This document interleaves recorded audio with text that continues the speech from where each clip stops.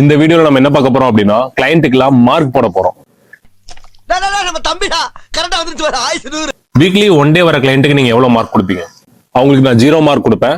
அவங்க ரெகுலரா ஜிம்முக்கும் வர மாட்டாங்க, ப்ராப்பரா ரெனிவலும் பண்ண மாட்டாங்க, டைமிங்க்கு பேம் பண்ண மாட்டாங்க. வீக்லி 2 டேஸ் வர கிளையண்ட்டுக்கு நீங்க எவ்வளவு மார்க் கொடுப்பீங்க? வீக்லி 2 டேஸ் வர கிளையண்ட்டுக்கு நான் வந்து 1 மார்க் கொடுப்பேன். ஏன்னா அவங்க வந்து வீக்லி 3 டேஸ் வரணும்னு ட்ரை பண்றாங்க, பட் அவங்களால முடிய மாட்டேங்குது. அதனாலதான் அந்த 1 மார்க்கும். வீக்லி 3 டேஸ் வர கிளையண்ட்டுக்கு நீங்க எவ்வளவு மார்க் கொடுப்பீங்க? வீக்லி 3 டேஸ் வர கிளையண்ட்டுக்கு நான் 5 மார்க்ஸ் கொடுப்பேன். ஏன்னா அவங்க வந்து ப்ராப்பரா பிரேக் எடுத்து ரெக்கவரி எடுத்துக்கிட்டு அதுக்கப்புறம் வந்து ஒர்க் அவுட் பண்றாங்க. அதனால அவங்களுக்கு மசில் க்ரோத்தும் ப்ராப்பரா ஆகுது, அதே சமயம் ஃபேட் லாஸும் ப்ராப்பரா ஆகுது. அவங்க வந்து ஆன் டைமுக்கு ரெனிவல் பண்ணிடுவாங்க, பேமெண்ட் டிலே பண்ணணும்னு நினைக்க மாட்டாங்க. வீக்லி 4 டேஸ் வர கிளையண்ட்டுக்கு எவ்வளவு மார்க் கொடுப்பீங்க?